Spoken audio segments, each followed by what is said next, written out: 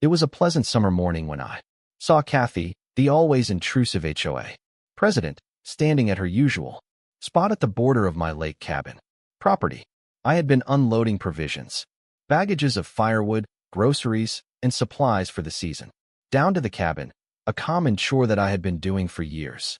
Kathy, though, appeared to be sure that everything I possessed at the lake was within her control. As I was piling boxes near the dock, Kathy charged up the gravel walk, her arms wavy. "Those are HOA supplies. You have no right to keep them here," she screamed. A couple of friends of hers trailed behind her, nodding as if to validate her power. I stopped, putting down a box and wiping the sweat from my forehead. "Kathy, these are my supplies. This property belongs to me. The deed is in my name, and the HOA has no right here. You are trespassing if you try to call them." Kathy huffed and flapped her arms. "I'm calling the authorities. This is against HOA regulations." I let her go on and make the call, secure in the knowledge that she had no grounds. While she was dialing, I started organizing the supplies in the cabin, documenting the inventory on my phone. It wasn't precautionary. It was proof in case she tried to claim in the future. When the dispatcher replied, Kathy began her typical hyperbolic explanation, asserting I was unlawfully stockpiling community resources. I proceeded forward, respectfully, responding to the dispatcher's next set of questions with accurate facts. My documentation of ownership, property lines, and evidence that the supplies were legitimately on my property. The dispatcher heard attentively, then explained that no action and enforcement was necessary and that Kathy's accusations were unfounded. Kathy was now visibly agitated by this point. Her attempts at exerting authority were eroding in real time. I approached, her grasping my phone with the record of inventory shown. "Kathy, these are my supplies. You have no right, and any further interference will be considered trespassing."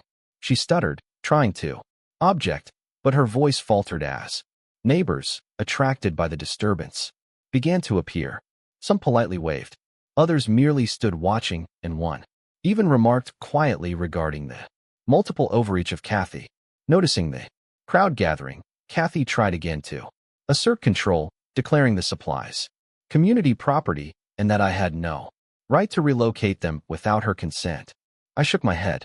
"Kathy, the deeds and county records establish ownership. Your HOA has no claim on my property. Any further interference will be addressed legally." Her face changed from anger to panic.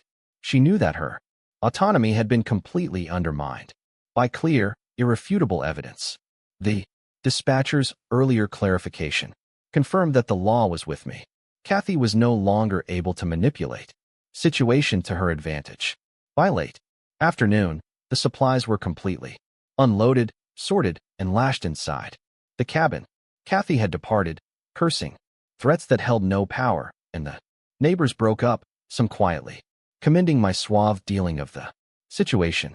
Over the next few days, I posted a formal notice with the county, detailed Kathy's attempted interference and notice of future trespassing. The HOA was sent copies of the paperwork, making it unmistakable that their president could not claim control of my property. From then on, Kathy never attempted to meddle with my cabin or equipment again. The encounter was a whispered legend in the neighborhood, a perfect demonstration of how preparation, paperwork, and cool head assertiveness could defuse even the most obstinate attempts at overstepping. I went on to enjoy my lake cabin secure in the fact that every provision, every piece of equipment, and every inch of property was safeguarded. Kathy's impertinence had been thoroughly checked, and the lesson was unmistakable. Property rights are real, enforceable, and not at the whim of an overbearing HOA president.